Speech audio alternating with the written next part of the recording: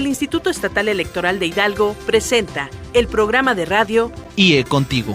Comenzamos.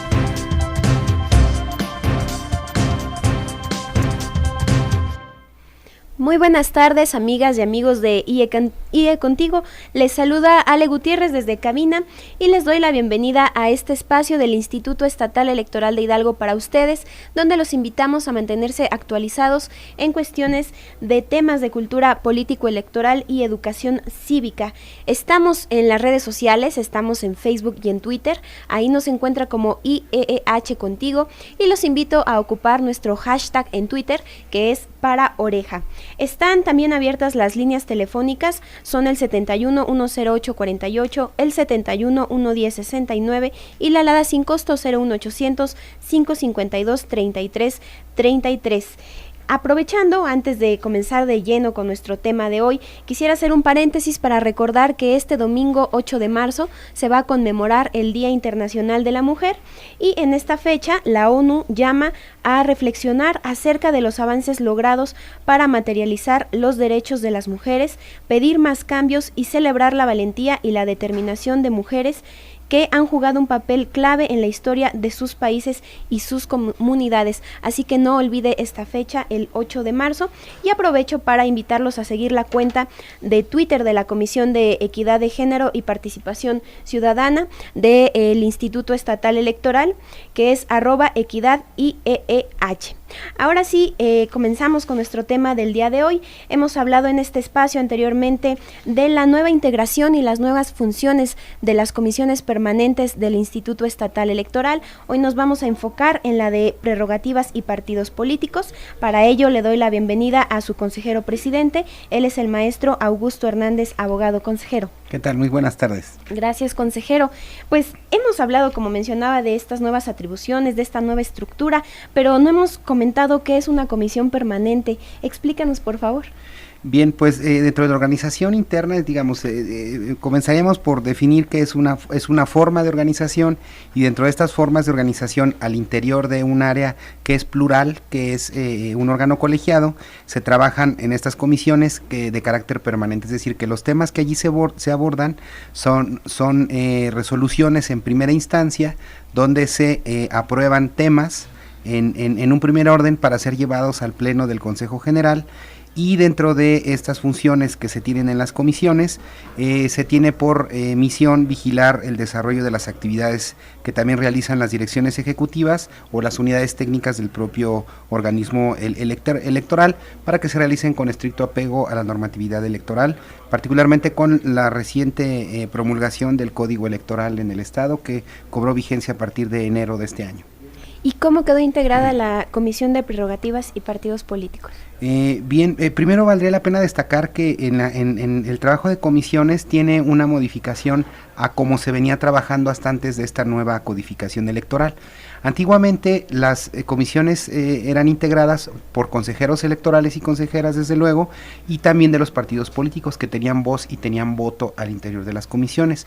Sin embargo, en esta profunda reforma electoral se establece para Hidalgo un mecanismo donde se va a integrar únicamente por consejeros electorales con voz y voto, y los partidos políticos únicamente tienen expedito su derecho de participar con voz, pero no decidir los votos. Es decir, de una manera se le otorgan mayores atribuciones a los miembros del Consejo General para decidir sobre la aplicación de la normatividad que tiene que ver con los procesos y cómo se desarrollan, y de alguna manera más bien se le da a los partidos políticos el acompañamiento, pero no la toma de las decisiones.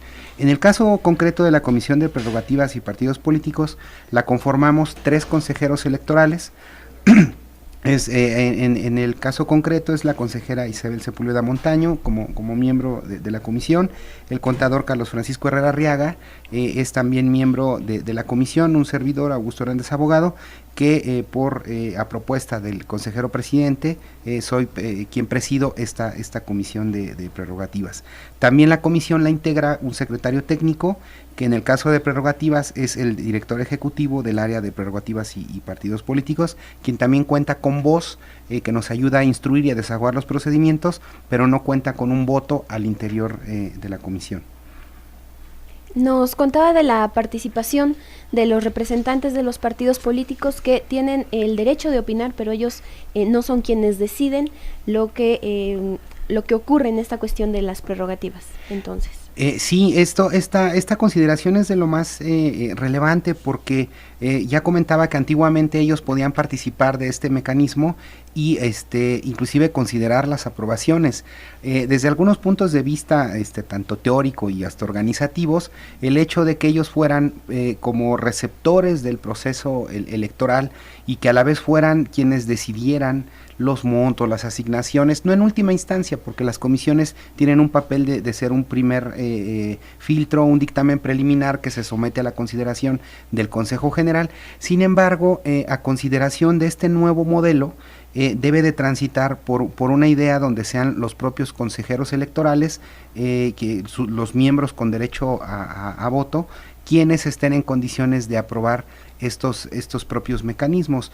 Y esto también viene a colación con el tema de las candidaturas independientes. Las candidaturas independientes vienen a refrescar el sistema político electoral y entonces es un sistema que hay que abandonar. Así se adoptó una legislación que es congruente con el mecanismo a nivel nacional. Consejero, antes de preguntarle cuáles son las funciones en específico de su comisión, si pudiera explicarnos cuál es el significado de la palabra prerrogativa y si es lo mismo que un derecho.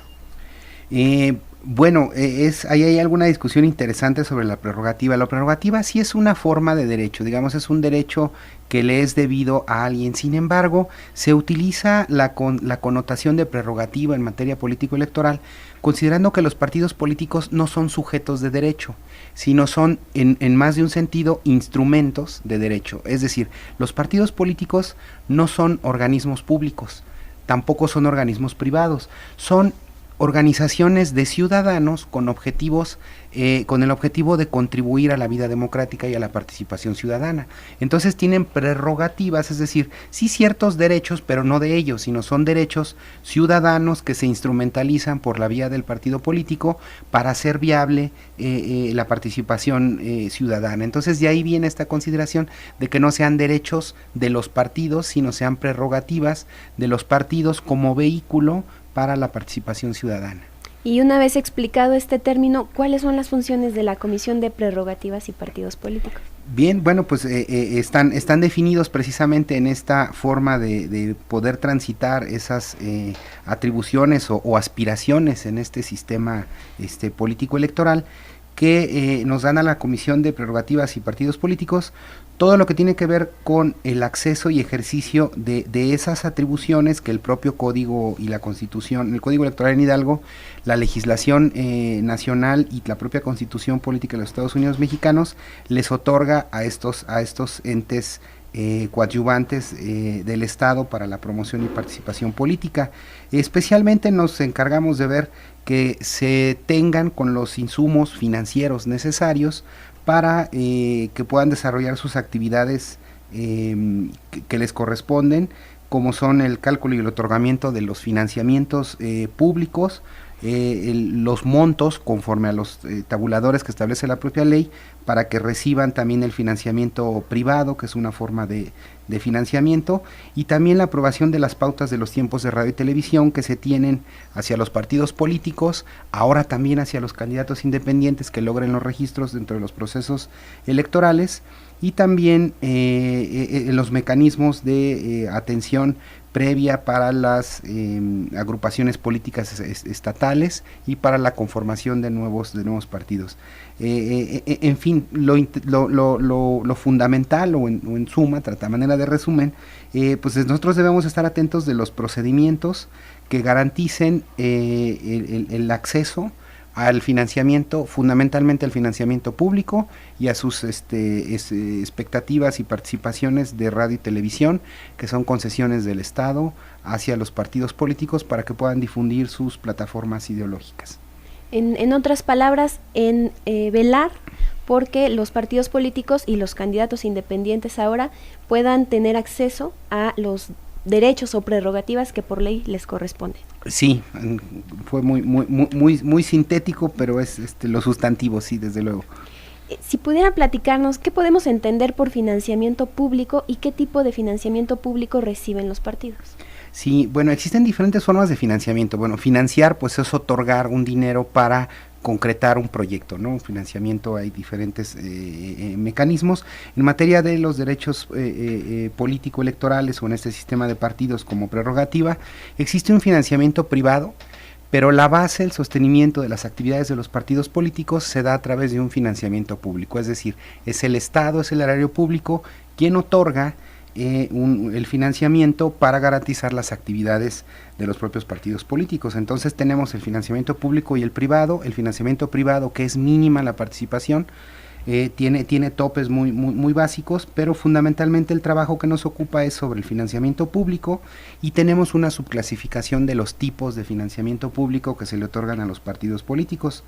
Uno es en relación a las actividades ordinarias que de manera permanente despliegan los propios institutos políticos, y otras actividades que se denominan como específicas, que están relacionadas con actividades de educación, capacitación política, investigación socioeconómica y política, y también tareas editoriales.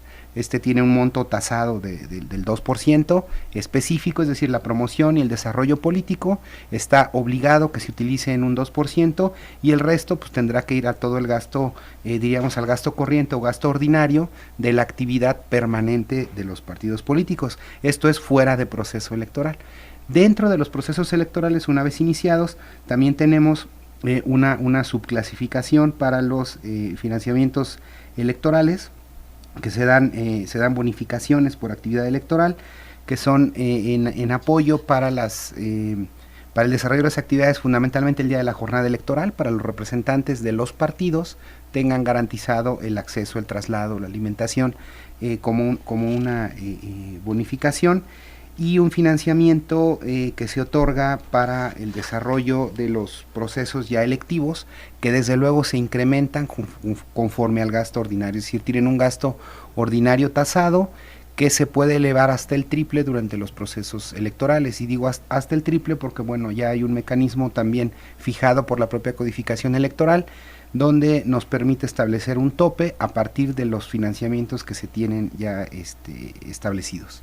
Consejero, como mencionábamos, se acerca el Día Internacional de la Mujer, que es este domingo 8 de marzo. De este dinero, de estos recursos que reciben los partidos como financiamiento público, ¿hay algún porcentaje que deba ser destinado al desarrollo político de las mujeres? Sí, sin duda, esto hay que reconocer que ha sido pues un trabajo fundamentalmente de lucha, de compromiso pues de las mujeres, y que han encontrado también eco pues en los propios institutos políticos, y particularmente pues con la representación ciudadana que se manifiesta en el Congreso de la Unión y también en la legislatura local. Es importante destacar que sí existe ya por codificación electoral, es que bueno, en Hidalgo hablamos de un código electoral y a nivel federal es una ley general, pero bueno, en la normativa electoral, tanto federal como estatal, sí se establece un apartado específico para actividades de desarrollo político de las mujeres, ¿no? Le denominaríamos como empoderamiento femenino, en una gama obligada de porcentajes. Vale la pena distinguir que a nivel federal existe este mismo catálogo, esta misma catalogación obligada, pero a razón de un 3% del financiamiento ordinario. En el caso del Estado de Hidalgo, con esta nueva codificación que entró en vigor en enero de este año, se mantiene una obligatoriedad para que sea no del 3, sino del 5%. Precisamente el día de ayer sostuvimos una reunión en el Instituto Estatal Electoral con un grupo de mujeres que son en algunos casos activistas dentro de los institutos políticos, activistas ciudadanas, activistas sociales, que estaban preocupadas por el esquema reglamentario de este 5%, garantizar que efectivamente el recurso se utilice y se destine para el empoderamiento femenino, no solo destinado al rubro genérico de mujeres, sino particularmente a la promoción y al desarrollo político de las mujeres, cursos, capacitaciones y no necesariamente actividades que pudieran corresponder sí a las mujeres a un desarrollo, pero no un desarrollo político, sino quizás un desarrollo social. Consejero, tenemos que hacer una pausa, quédese en IE Contigo y volvemos con más. Estás escuchando tu programa de radio IE Contigo. Comunícate con nosotros. Llama a los teléfonos 71 108 48 y 71 110 69. Lada sin costo 01800 552 33 33. O síguenos en las redes sociales. Búscanos en Facebook y Twitter como IEEH Contigo. Regresamos. Ya estamos de vuelta en IE Contigo. Nos encontramos platicando con el maestro Augusto Hernández, abogado, consejero presidente de la Comisión Permanente de Prerrogativas y Partidos Políticos, acerca de las funciones de su comisión. Y antes de salir a corte, nos quedamos en el punto del tipo de financiamiento público que reciben los partidos. Consejero, ¿cómo se calcula este financiamiento que reciben? Bien, el financiamiento se calcula a partir de una serie de tabuladores. Un primer criterio tiene que ver con las actividades ordinarias. Se fija a través del precedente que obtenga cada partido político sobre el porcentaje de la votación obtenida. De acuerdo al porcentaje de votación obtenida por cada instituto político, existe en la codificación una tabla de un porcentaje mínimo o un máximo, y se le asigna una tabla de correspondencia en salarios mínimos. Entonces, el porcentaje de la votación obtenida por los partidos políticos en la última elección es la base que nos permite establecer la operación aritmética, que es una multiplicación por el número de salarios mínimos que se establece en la propia codificación electoral para obtener un resultado, y ese resultado se traduce en lo que corresponde a salarios mínimos como el monto de actividades ordinarias. Entonces, la actividad ordinaria tiene que ver con esa operación aritmética, fundamentalmente por el precedente de la votación obtenida. Esto quiere decir que los institutos políticos que han obtenido un mayor porcentaje de votación tienen derecho a un mayor financiamiento posterior. En los casos de partidos políticos de nueva creación, existe también un tabulador establecido para poder realizar esta operación aritmética. Una vez obtenido el resultado de esa multiplicación del porcentaje obtenido frente al número de salarios mínimos tabulado en la propia codificación electoral, de allí se establece también la operación aritmética sobre la obtención equivalente al 2% adicional a esa cantidad. Es decir, se obtiene un monto total, se obtiene el 2% y se le suma el 2% para actividades específicas dentro del proceso electoral. Dentro del monto ordinario se encuentra lo que comentábamos antes de salir a la pausa, lo del 5% de actividades para desarrollo político y promoción de las mujeres. También dentro del proceso electoral se establece un mecanismo de cálculo que la base operacional del gasto ordinario se puede elevar hasta el triple, es decir, se multiplica por 3 para el desarrollo de la actividad durante el proceso electoral. El proceso electoral se divide durante diferentes etapas que se desarrolla a lo largo de 6 meses, y es a lo largo de 6 meses que esa multiplicación por 3 se divide entre cada mes para establecer ese mecanismo. Y adicional el asunto de la bonificación por actividad electoral, que es esta bonificación que se garantiza que aquellos institutos políticos que mantienen una representación en la casilla se le pueda dar un financiamiento adicional, una bonificación propiamente correspondiente a 10 salarios mínimos por cada una de las casillas. Entonces, es un cálculo que se proyecta durante toda la etapa del proceso electivo. Impresionante la serie de cálculos que tienen que hacerse, sí, para definir todas estas cantidades de financiamiento. Consejero, nos platicaba igual en el primer bloque que los partidos políticos tienen derecho a cierto tiempo en radio y televisión, y también los candidatos independientes. ¿Cómo se calcula el tiempo que le corresponde a cada uno? Sí, bueno, el tema de pautas de radio y televisión es un tema, he de decir que es un tema tan complejo, con aún mayor amplitud que las fórmulas que se desarrollan para esta actividad, de tal manera que inclusive existe hoy día una comisión especial que se da a través de una coordinación que se trabaja con el área de prerrogativas, pero de manera genérica, porque al final radio y televisión es una prerrogativa de partidos políticos. Son los tiempos de Estado que se encuentran asentados en la propia Constitución Política de los Estados Unidos Mexicano en favor de los partidos políticos, para garantizar la presencia de las plataformas políticas y las propuestas político-electorales de los partidos en todos los sistemas de radio y televisión a nivel nacional y a nivel regional, desde luego. decir como muy de manera muy sintética, porque eso será motivo seguramente de otro programa, porque es necesario abordarlo en una amplitud mayor en ese tema, que quien lo maneja y quien dirige todo este tema es la consejera Isabel Sepúlveda. Pero bueno, sí establecer que se establece un número de minutos a nivel nacional. El INE, esto se trabaja de manera coordinada con el Instituto Nacional Electoral, distribuye un número de minutos por estado. Al estado de Hidalgo le corresponde cierto número de minutos de las pautas nacionales. Ese número total de minutos se distribuye equitativamente entre el número de partidos políticos que existan con registro nacional. En este caso son 10 partidos políticos, o sea, del 100% de minutos se divide equitativamente a razón del 30%, y el 70% restante tiene una fórmula aritmética parecida a la de la asignación del presupuesto. A mayor porcentaje de votación obtenida, mayor porcentaje en minutos, espacio radio y televisión. Entonces, bueno, es un esquema de pautado, y el instituto también se encarga de vigilar el cumplimiento de esas pautas en lo que corresponde a las prerrogativas locales, pero es coordinado con el Instituto Nacional Electoral.